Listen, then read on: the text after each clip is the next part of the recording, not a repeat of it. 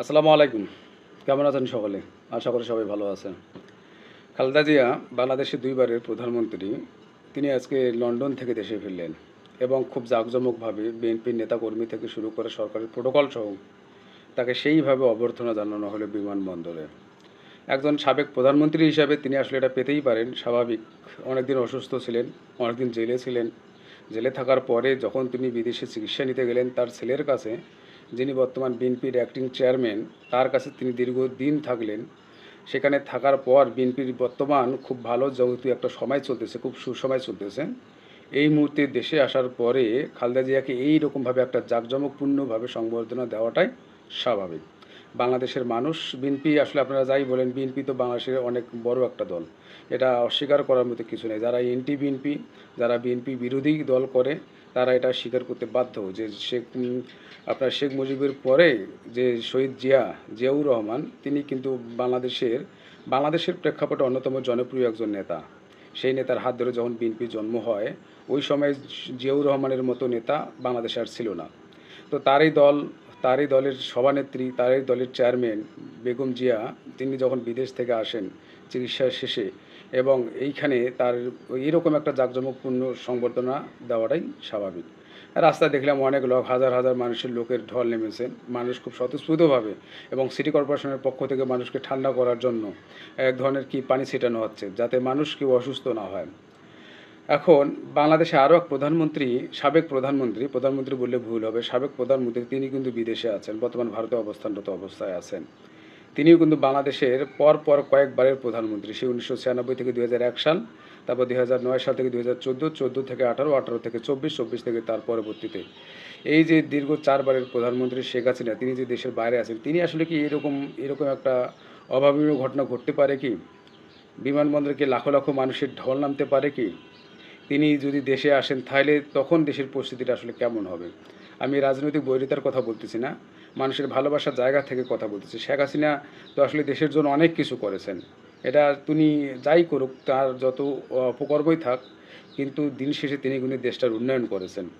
দিন শেষে দেশের অর্থনৈতিক চাকাটাকে কিন্তু তিনি সচল রেখেছেন।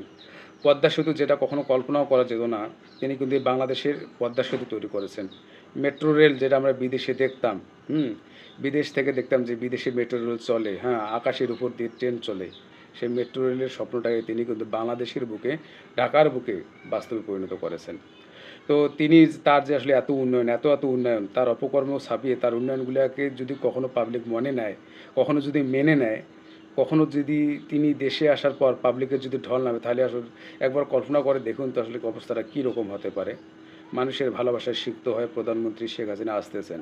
আজকে যেমন করে খালেদা জিয়া আসলো, ঠিক এইরকম কি ভালোবাসায় সিক্ত হতে পারে না? হতে পারে। যারা এন্টি আওয়ামী লীগ আছে, যারা স্বাধীনতা বিরোধী আছে, যারা যুদ্ধাপরাধী আছে, তাদের জন্য এই বিষয়টা হবে একেবারে বিভীষিকাময়।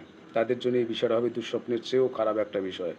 কিন্তু যারা প্রকৃতপক্ষে বাংলাদেশের উন্নয়নের সাথে সহযোগী, যারা প্রকৃতপক্ষে বাংলাদেশটা ভালো থাক এটা চায়, যারা প্রকৃতপক্ষে বাংলাদেশের মানুষের ভালো চায়, কল্যাণ চায়, তারা কিন্তু মনে করবে যে না, আসলে শেখ হাসিনা যাই করুক, দিন শেষে দেশটার কিন্তু উন্নয়ন করছে। ওনার অনেক বিতর্ক থাকবে।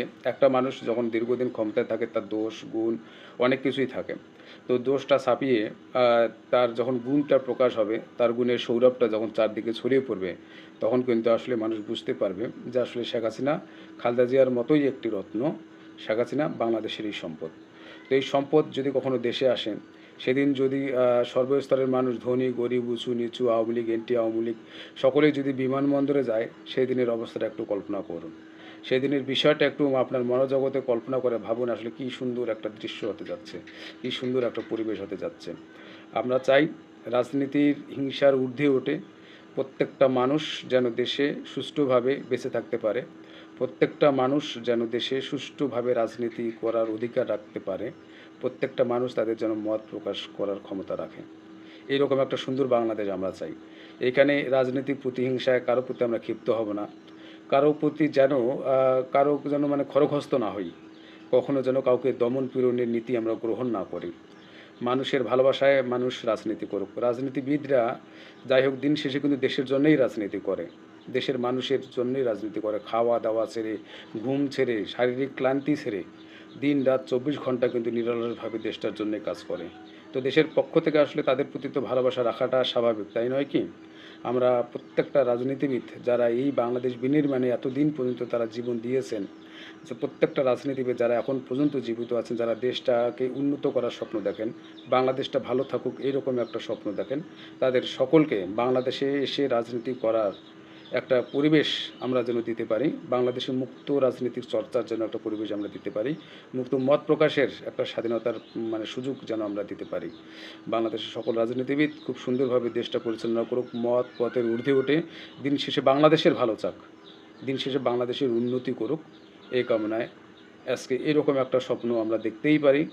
খালেদা জিয়া আজকে যেরকমভাবে এসেছেন, ঠিক একই রকমভাবে শেখ হাসিনা মানুষের ভালোবাসা সিক্ত হয়ে রাজপথে ফুলের মালা বিছিয়ে যেন তাকে বরণ করার মতো একটা পরিবেশ কোনো এক সময় যেন তৈরি হয়, মানুষ যেন রাস্তায় নামে, মানুষ যেন ভালোবাসায় সিক্ত করে শেখ হাসিনাকে দেশে বরণ করে নেয়, এরকম একটা স্বপ্নর জন্য আমরা প্রতীক্ষা করতেই পারি। ধন্যবাদ সকলকে, সকলে ভালো থাকবেন। আর প্লিজ দয়া করে আমার এই চ্যানেলটিকে সাবস্ক্রাইব করবেন। খুব ছোটো চ্যানেল, আপনাদের ভালোবাসায় আমি কাজ করে যাচ্ছি। কতটুকু পারতেছি জানি না, তবে নিজস্ব মতামত ব্যক্ত করার চেষ্টা করতেছি। সকলকে ধন্যবাদ, পাশে থাকবেন সকলে।